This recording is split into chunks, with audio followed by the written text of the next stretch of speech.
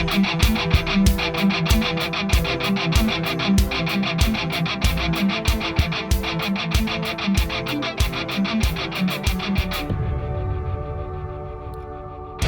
is Jerome Corsi, and today is May 9th. It's Tuesday, May 9th, 2023. And happy to be with you. Thank you for joining us. Let's get right into the news. A lot going on right now. First story I want to cover has to do with this California reparations, which we've been following. California is the first state to have this reparations task force. It was appointed by Governor Newsom, and it's basically to do reparations to the descendants of the former slaves. They voted on Saturday to pay as much as $800 billion to the descendants of enslaved or free Black people who were in the United States by the end of the 19th century. That's 2.5 times the size of California's annual budget. Each recipient could make as much as $1.2 million. The committee is also recommending the elimination of credit card debt, car and student loans, a string of other tax breaks, and 250 years of special benefits for African Americans, including a guaranteed income of $97,000 a year, adjusted for inflation, and the ability to buy a home for $1. That's according to Rowena Itchon of the Pacific Research Institute. The article links, you can read the original. Reparations are not only morally justified, but have the potential to address longstanding racial disparities and inequities. That's what Representative Barbara Lee, who's a Democrat in the House of Representatives for California, said attending the meeting. Well, I mean, this is, the issue fundamentally is the economic cost and the bankruptcy that this will cause, which does not seem to bother California. But if we go down this path and try to redress all the sins of the past, and slavery was one of the greatest sins of the past, and there's no doubt about it.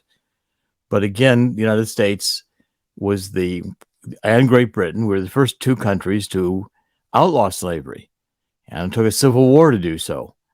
Abraham Lincoln basically redefined the Declaration of Independence by making it clear that all were born equal in his Gettysburg Address.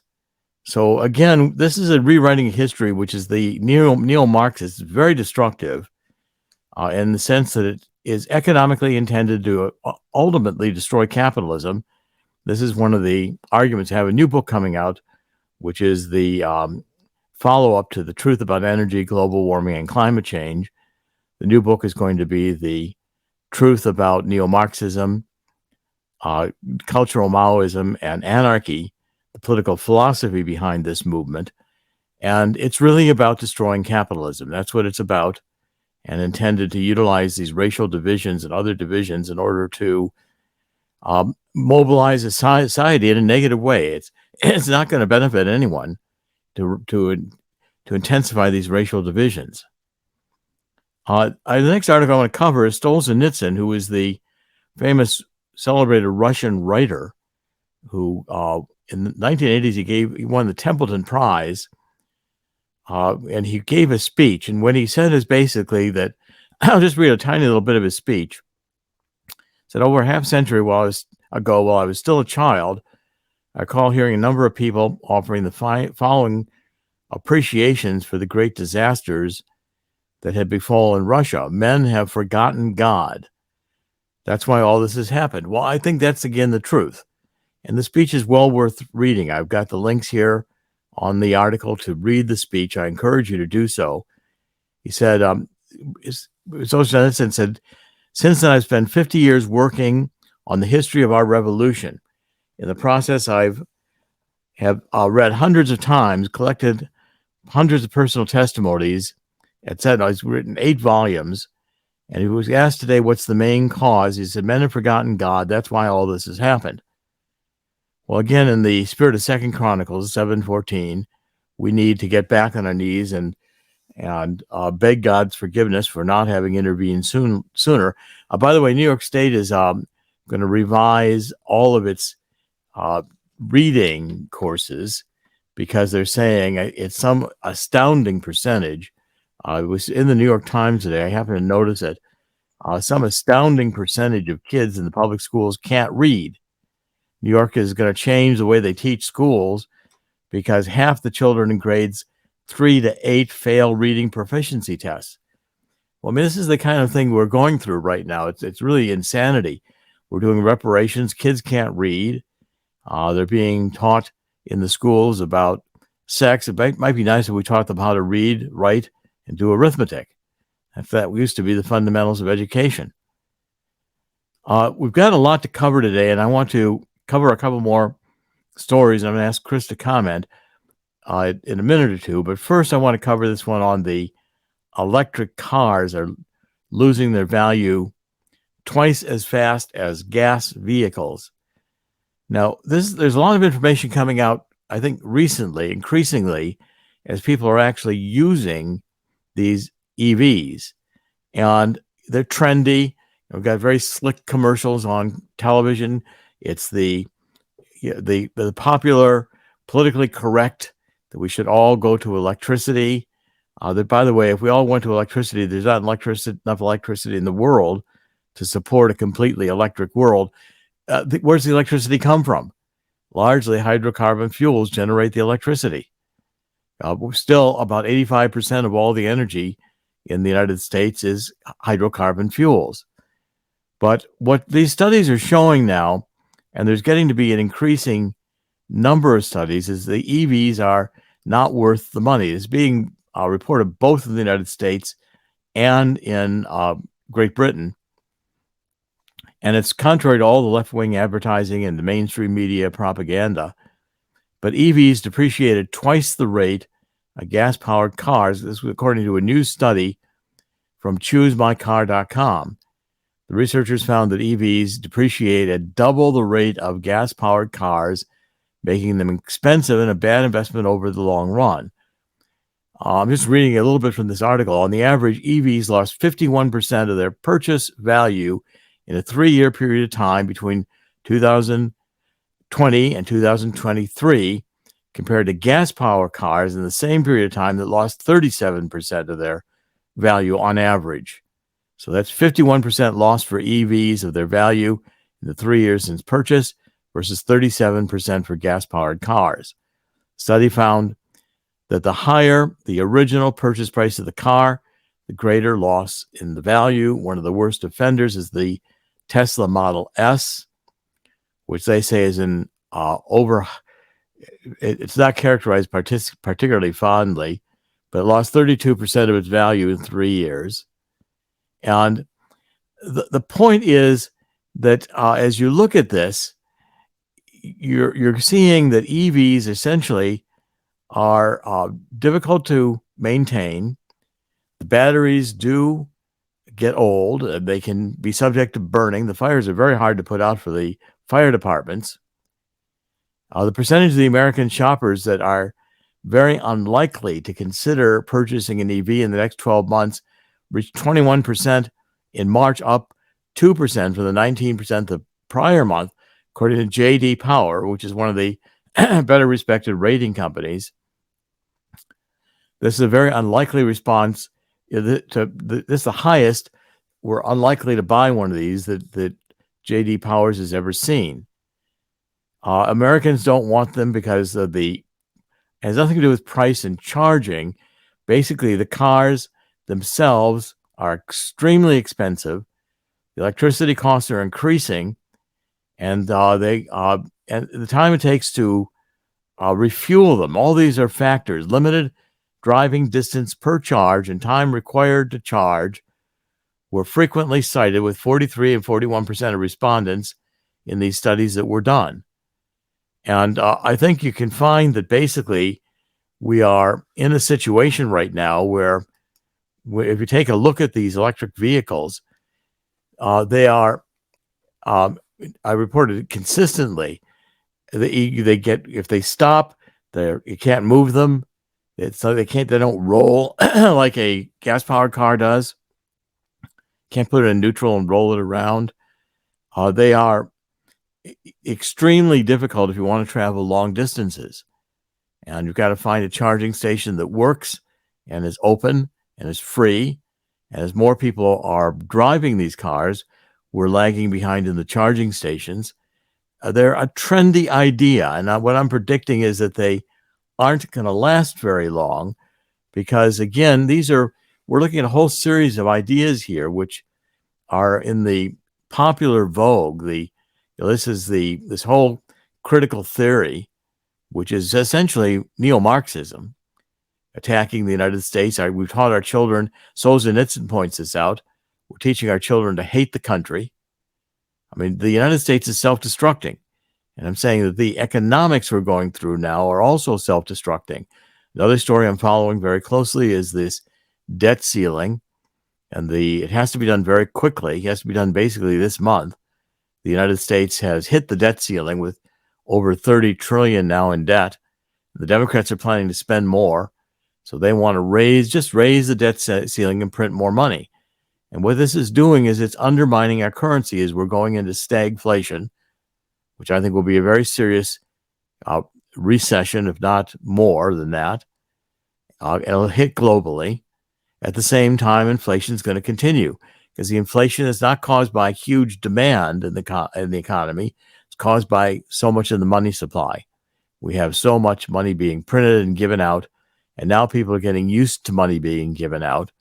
Reparations are the new plea for money for the government, government money for free, which is a great idea if you were the recipient of the money. But the fact is, it doesn't last because nothing that has this much debt behind it is going to be solvent long term, including the banking system. Chris, would you like to comment on this much so far? Well, those electric vehicles are impractical. The printing of money is impractical. And just raising the debt ceiling is impractical without tying it to more responsible spending in the future. It's come to a head. And that's the big argument. I hear Karine Jean-Pierre keep yapping on with the same buzzwords over and over, watching these press conferences when being asked, hey, isn't Biden going to sit down and at least talk spending? And she just goes on and on about how it's our duty. We have to pay our bills and everything else, running around in circles when in fact, the question really is the government going to, moving forward, because of our economic situation, take part in responsible spending and cut some of the COVID spending down too, because we don't need a lot of the things that were, I would say, handed out back during the COVID era when more people were unemployed due to circumstances. The problem is once you give this money out, how do you stop? Exactly. You can't give back. You can't take back an entitlement. And so much of our budget right now is this non-discretionary spending where we've got Social Security and Medicare taking up increasing percentages of the national budget. And that's not going to stop. And how do you take those away? That's the problem. And again, this goes back to the Cloward-Piven theory, these were two sociologists in Columbia University in the 60s and 70s. And they said the way to destroy communism is just simply to put these spending programs in, all based on guilt or need, and they have legitimate reasons. I'm not saying that these aren't legitimate causes. Clearly slaves did suffer. We can't go back and redo everything in history. And the Obama, Biden, this whole left is operating under this modern monetary theory, which is kind of the epitome of fiat currency. In other words, since the currency is fiat, we can just print more money to pay off the debt. Well, that's a fun idea. We don't have to we'll just print more money. But I do want to skip to one of the stories ahead. I'm going to do a little bit out of order here for a minute, Chris, because I think this is relevant here. I want to do the stories about the oil-producing nations asking to join the BRICS alliance. The BRICS alliance is this Brazil, Russia, India, China, and South Africa. They're having a meeting. They have an annual meeting. It's going to be the first week in June in South Africa. 19 nations want to join this bloc, including 5 of the oil-producing nations: Saudi Arabia, United Arab Emirates, Algeria, Egypt, Bahrain, and Iran. I guess that's 6 countries that really wanting to join it. But basically what they're saying is the idea here of anti-U.S., that they're moving, these countries are also de-dollarizing. And you're getting the formation here of a fundamental change in international finance, which is going to affect the living standards of every American. Essentially, the BRIC nations now account for 40% of global population and around 25% of the global GDP. That will change over time. It will have increasing share of GDP. India is now challenging China as one of the major manufacturing nations of the world. The greenback, the dollar, has become more unreliable, and there's a de-dollarization going on because the economies, the United States economy, is having rising interest rates. I'm not sure the Fed's going to be able to pause increasing rates in June. We just came out with a jobs report. More jobs are being created. I'm not sure if that's a legitimate report with so many layoffs going on. But again, I don't think the Fed is going to be able to control inflation. And it's a complete artifact of the amount of money being printed. Now, I do want to pause at this point and mention 2 of our sponsors because it's again relevant. Swiss America, which I'm solidly urging everyone. This is a gold and silver company. I've been working with them since 2004. They're highly reliable, consultative sailing. If you look at the black tab at the top of the truthcentral.com and you look at our sponsors, you click that and you pull down the Swiss America tab, you'll find this Walking Liberty $50 offer. If you fill out the form, Swiss America will contact you. You can buy for a first-time offer, introductory offer to Swiss America. You can buy up to 250 of these coins. They're about 90% silver at essentially what their price is, what their worth is in the silver itself. Again, I think silver will appreciate at a faster percentage than gold because silver is a $30 an ounce compared to over $2,000 an ounce for gold. But you get tangible value here. And you need to have tangible value because the key issue is your dollars are going to depreciate. I mean, if you just go to the grocery store and see what $100 buys today as what it bought a few years ago. The gold in 2 recent crises we've had, and I'm just about to have a book out on this with Dean Heskin, who is the president and CEO of Swiss America. We've written a book together on the coming global crash is going to cause a historic gold rush. That book will be out very quickly here. And gold doubled in the last 2 economic crises we had. And those were in the 70s with the oil crisis. We've got an energy crisis again, 2008, 2009, when the banks failed because of the collapse of the mortgage market, the subprime mortgage market. It's happening again.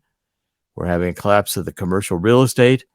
And with 6.5% mortgage rates, housing market is also going to go into stagflation. The prices are high. Even renters don't want to lower their rent rates. They don't want to take in less for the renters they have, even if it means that the properties for rent don't get rented. They're not going to lower their price very quickly. The other one I want to talk about is Matt McMillan. Matt is really part of the family. And Matt I've worked with very closely. He's been in the insurance business and he understands annuities and indexed universal life. These are insurance products. They're guaranteed. These are fixed annuities. They have a high rate because today the rates are going up, and you're going to find the insurance companies are solvent, and the insurance companies can pay higher rates. The rates in both an indexed universal life and an annuity, and you can get an indexed annuity too, the rates are higher because of the inflation You get a better payout than you can get from a bank, and they're tax deferred. While they're earning, you don't pay taxes on it. Not until you take the money out, and then you can take it out on a favorable basis. Only part of every withdrawal is considered subject to income tax. That's under federal law. Now, Matt also has indexed universal life and indexed annuities, which means that they have various indexes they're tied to. So if, for instance, you use the S&P index or the Dow or whatever index you choose, and there's many, and that goes up, you get gains in the product from the index. If the index goes down, you don't lose. That's because it's a fixed annuity. It's a guaranteed contract. It's not a variable annuity. And also, if you've got an annuity, fill out the form. Matt's got a form here. He will contact you. He's an expert in being able to do phone sales. And Matt can guide you if you've got an old annuity or an old universal life that's not paying very well. Matt can help you with the 1035 exchange without paying tax, get into one of the modern annuities that are paying much higher rates. Okay, let's go back to the news.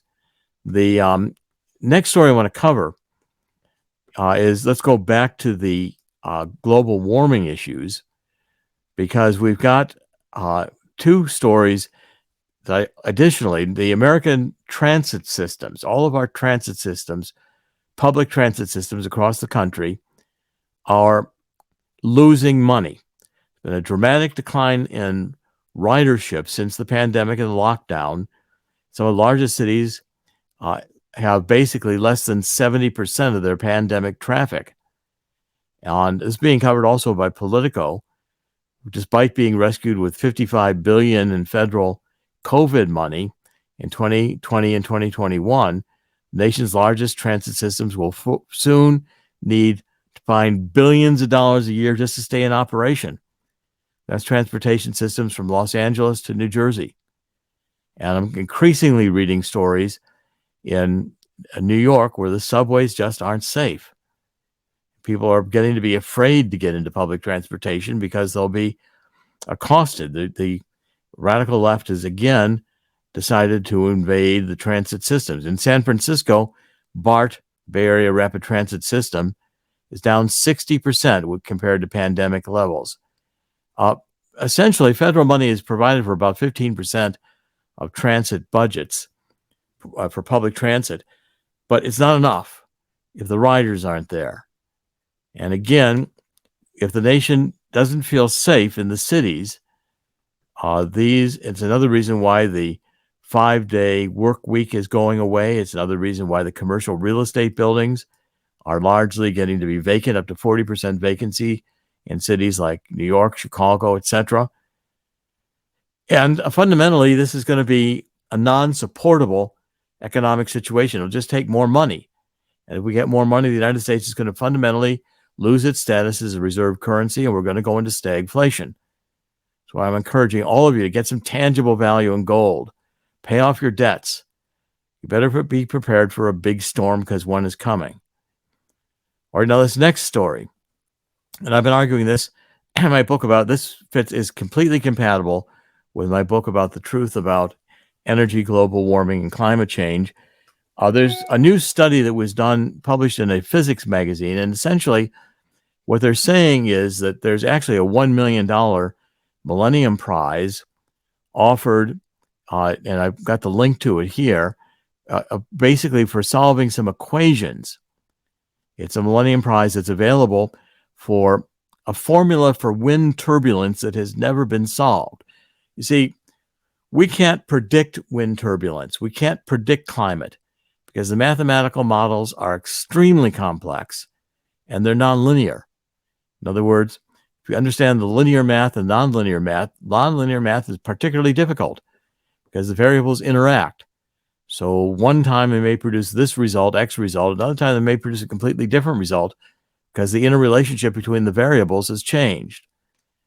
So in its simplest form, wind turbines are easy to understand. The wind blows, turbine spins, the generator is rotated, and energy is produced. Simple. But the problem is that turbulence messes up all of these straightforward calculations, because it's not only the turbulence can decrease the amount of power produced on any given day. And if the wind blows through a group of turbines, it can even strip away energy from the entire farm. Okay, so it's like fluid dynamics. If you've ever studied the mathematics of fluid dynamics, they're extremely complex. And they're largely unsolved. We don't have mathematical models that really predict them at all. Maybe in quantum computers we'll be able to do better. But for instance, they're finding that effects even as but I'm not confident of that. I think inherently the Earth's mathematics of a climate operate on essentially a chaotic system. It is not meant to be predictable. It is meant to be changeable because the Earth is adaptable to the fundamental temperature knob of the planet, which is the sun. It's a big surprise for that, but the sun heats the Earth. And if the sun is not burning as hot, if it's in a dormant period, we can have a little ice age. About every 100,000 years, when we get in our elliptical orbit around the sun farther away from the sun, we have an ice age. That's going to happen again. It's not a function of carbon dioxide.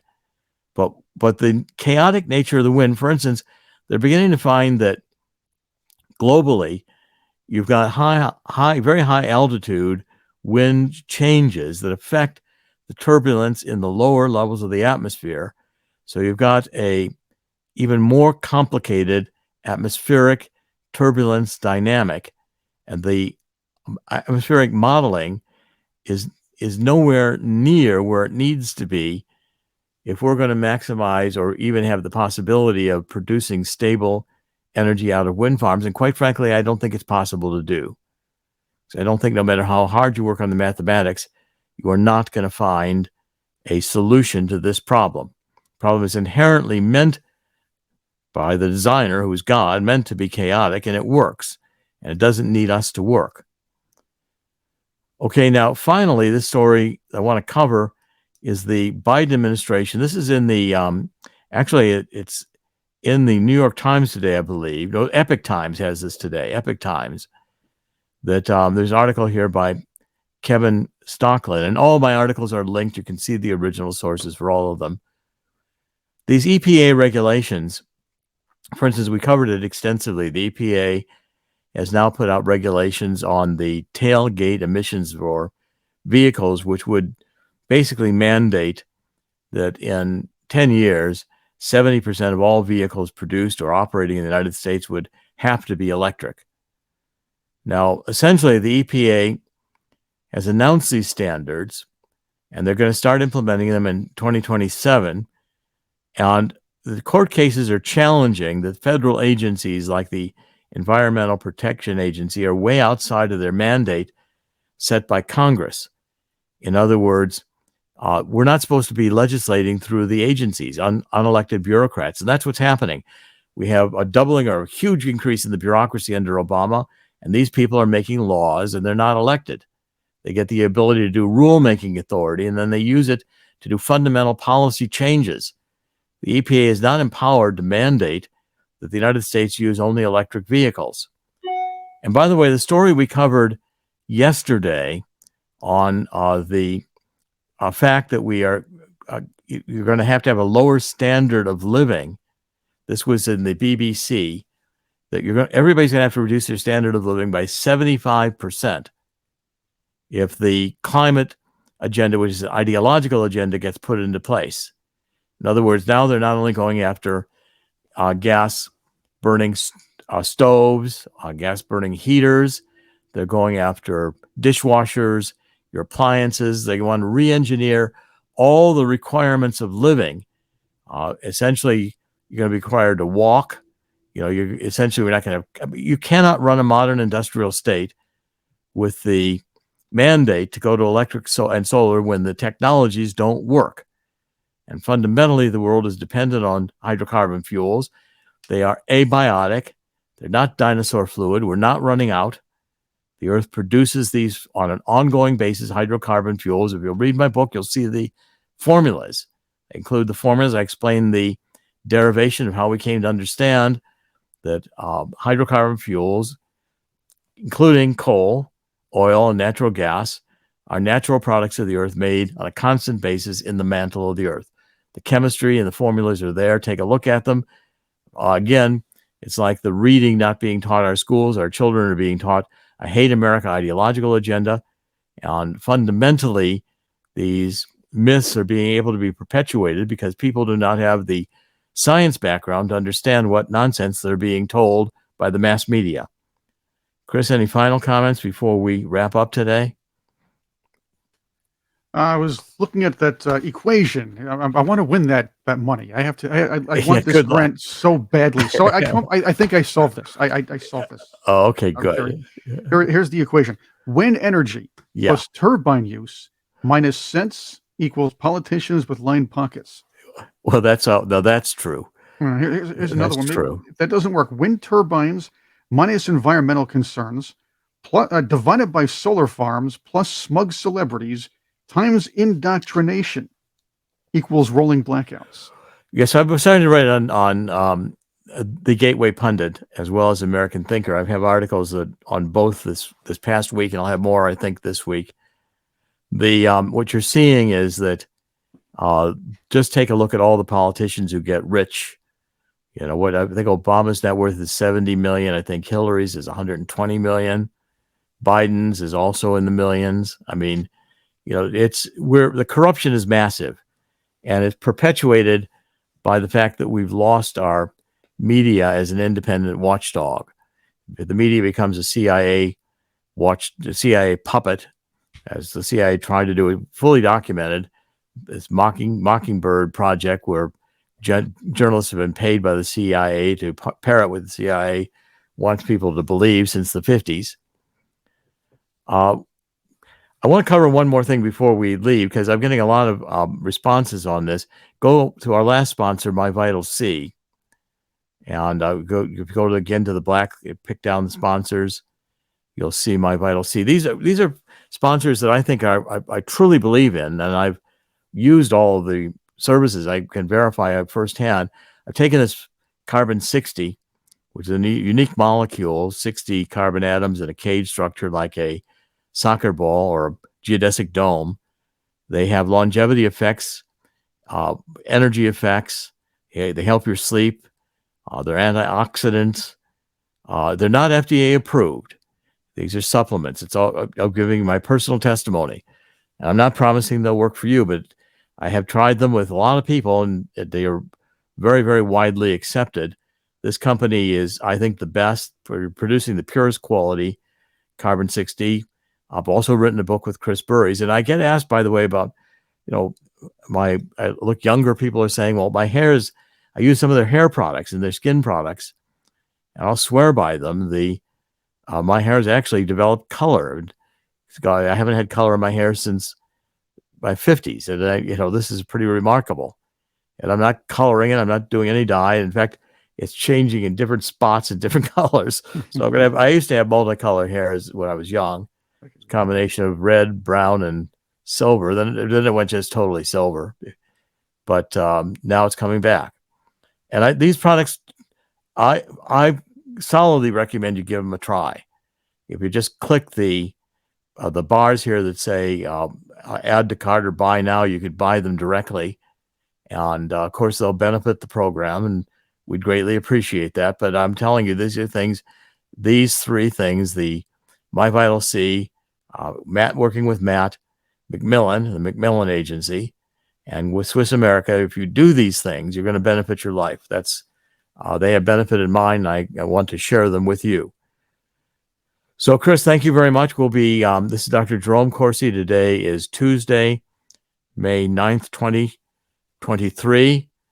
In the end, God always wins. God will win here too. I know things look difficult and dark, and I think Solzhenitsyn's right. If we return to God, if we go back to families, if we come back to our senses, get down on our knees, these are problems that God can solve, and God will solve them, with or without our help. In the end, God always wins, and God will win here too. I'm confident of that. God bless you all. Thank you for joining us. We'll be back every weekday. We'll be back tomorrow. This is Jerome Corsi. Thank you.